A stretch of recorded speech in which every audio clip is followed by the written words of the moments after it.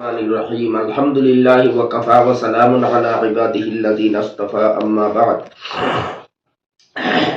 গত 20 ফেব্রুয়ারি নগাঁও জিলার রূপহী বাজারও আসামৰ সম্মানিত প্ৰাক্তন মন্ত্ৰী এবং বর্তমান সাংসদ রকিবুল হুসাইনের উপরে যে বর্বরোচিত আক্রমণ করা হয়েছে, আমরা রাজ্য জমিয়তর পক্ষ থাকি এর তীব্র নিন্দা জানানি হয়েছে।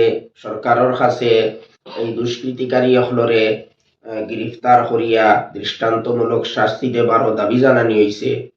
আমরা হাইলাকান্দি জেলা জমিয়তর পক্ষ থাকিয়াও সরকারের কাছে, গৃহ মন্ত্রণালয়ের কাছে এই দাবি আমরাও জানাইয়ার যে এই সমস্ত দুষ্কৃতিকারী হলরে অতি সত্বর গ্রেফতার করিয়া দৃষ্টান্তমূলক শাস্তি যেন দেওয়া হয়।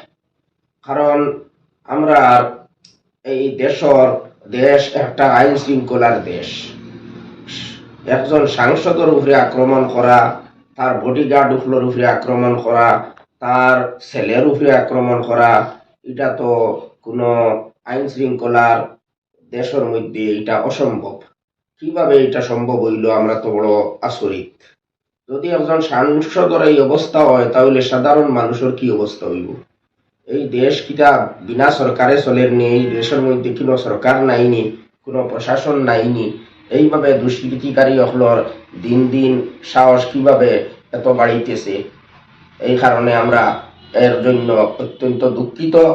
আর আমরা খুব জোরালোভাবে সরকারের কাছে, গৃহ মন্ত্রণালয়ের কাছে আমরা দাবি জানাইয়া যাতে খুব তাড়াতাড়ি এই সমস্ত দুষ্কৃতি হলরে দরিয়া আর দৃষ্টান্তমূলক শাস্তি দেওয়া হয়।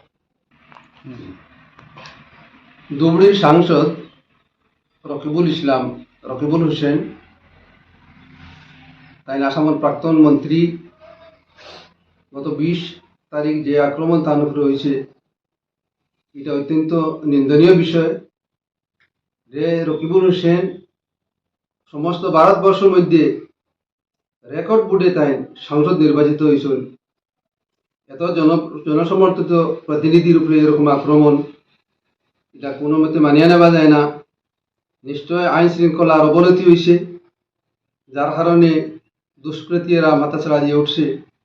আমরা সরকারের কাছে দাবি জানাই আর এর তদন্ত করিয়া উপযুক্ত দৃষ্টান্তমূলক শাস্তি দেওয়াও, এবং যাহাতে এইরকম পরিবেশ আসামের সৃষ্টি না হয়, পুরা ভারতবর্ষের মধ্যে যেন এইরকম কোনো পরিবেশ সৃষ্টি না হয়, তার লাগে আমরা সরকারের কাছে আবেদন জানাই আর যে এর ব্যবস্থা নেবাও, যাতে এরকম আর কখনো না ঘটে। রাজ্য জমিয়তের দাবি এবং হাইলাকান্দি জেলা জমিয়তের পক্ষ থেকে এটা দাবি আমরা পেশ করছি।